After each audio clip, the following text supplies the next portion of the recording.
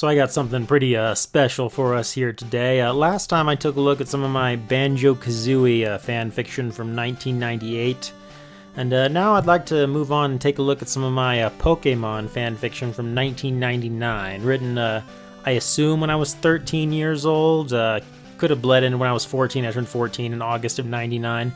I don't have dates on any of this, but I want to say it's all from 99 because Pokemon Red and Blue came out towards the end of 98, and I don't think I bought it immediately, so there's probably a process of me buying it, a couple months me playing the game and watching the anime, then getting into the fan fiction scene. Now, the Banjo-Kazooie fan fiction I read, that was a little different because I wasn't so much into the Banjo-Kazooie fan fiction scene. I was more just into the game itself, and that bled out into a little bit of fandom participation. But Pokemon, I got much more into it. I subscribed, that wasn't the word we used back then. I bookmarked a whole bunch of Pokemon pages, read a ton of Pokemon fan fiction. At some point, maybe I'd want to highlight a few of the ones that I was really into back in the day, like Pokemon Master. That was the creme de la creme. That was the Song of Ice and Fire of Pokemon fan fiction. Back when I was 14 years old, right? That was the shit. That was the master class.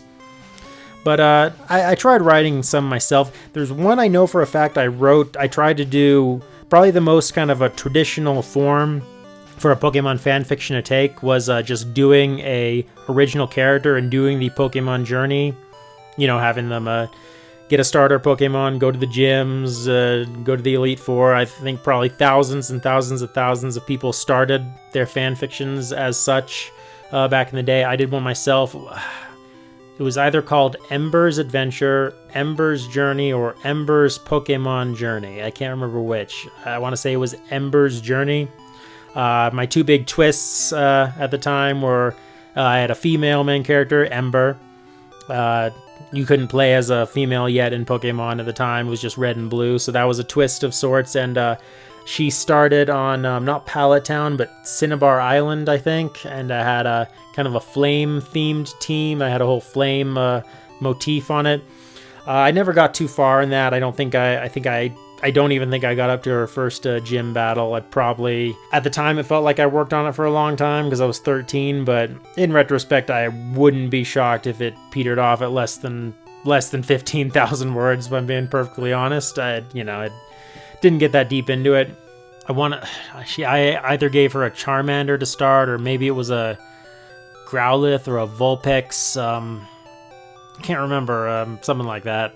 And there was going to be a whole flame motif for the whole thing. But that one trailed off quickly. I kind of lost interest in doing the old school Pokemon Journey thing. And I decided, because my attention got pulled in by Pokemon Master, which was a Ninja Scroll-inspired, dark, violent, brutal Pokemon fan fiction of the apocalyptic future of the Pokemon world, where everyone had magic powers, was killing each other in the dark Pokemon wars. So that grabbed a 14-year-old me's attention.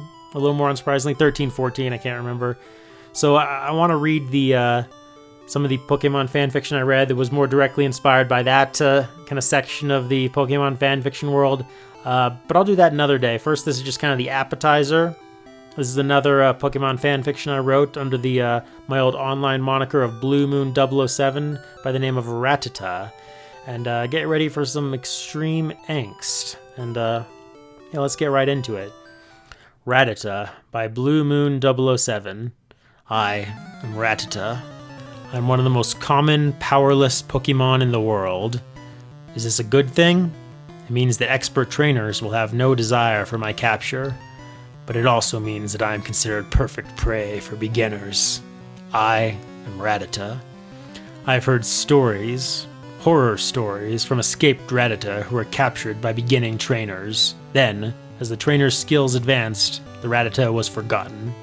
Left in a Pokeball to be forgotten. A real, breathing, living creature left in a ball to die. Some Rattata escape to freedom.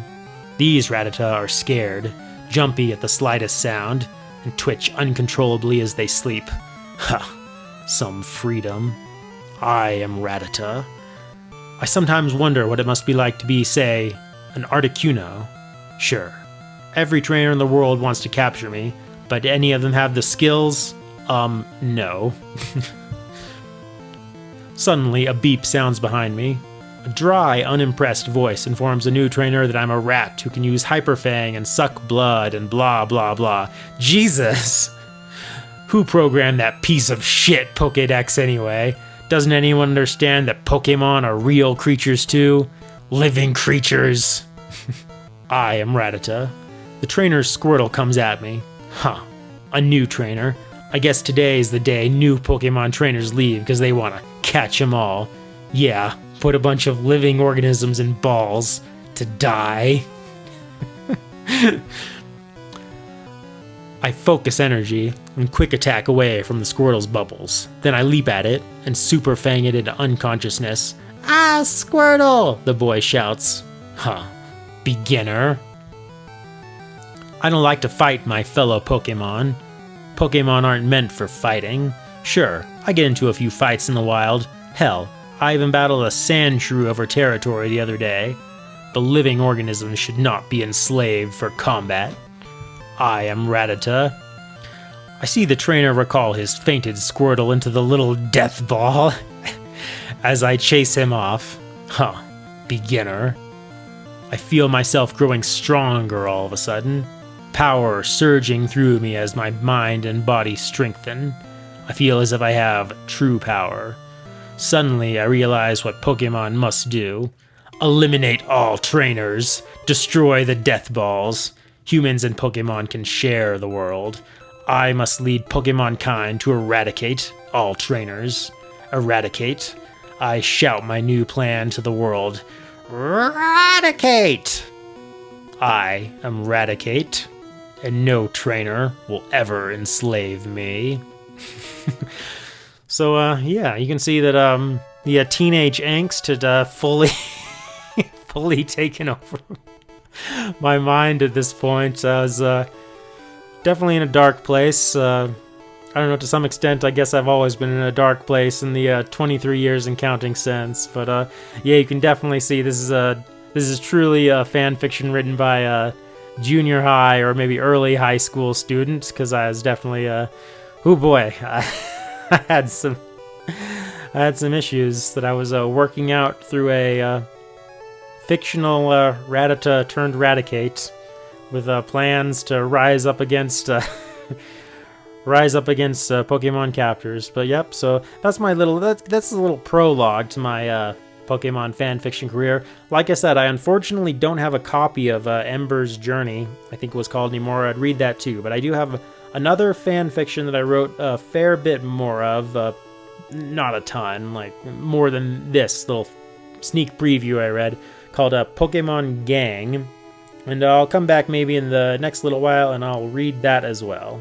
I'd end this by saying go catch them all, but according to this story, maybe you shouldn't, because some of them might resent it, so just keep that in mind.